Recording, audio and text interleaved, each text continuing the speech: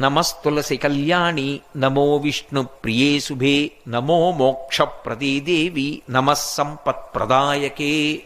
ఈ శ్లోకం చెప్పి నీళ్లు పొయ్యాలి తులసి కోటలో. ఎందుకు పోస్తారు అంటే తులసి ఒక్క దాంట్లో తులసి కోటలో నీళ్లు పోశారండి అంటారు. ఇళ్లల్లో చూడండి. అలా అనడానికి కారణం ఏమిటో తెలుసా?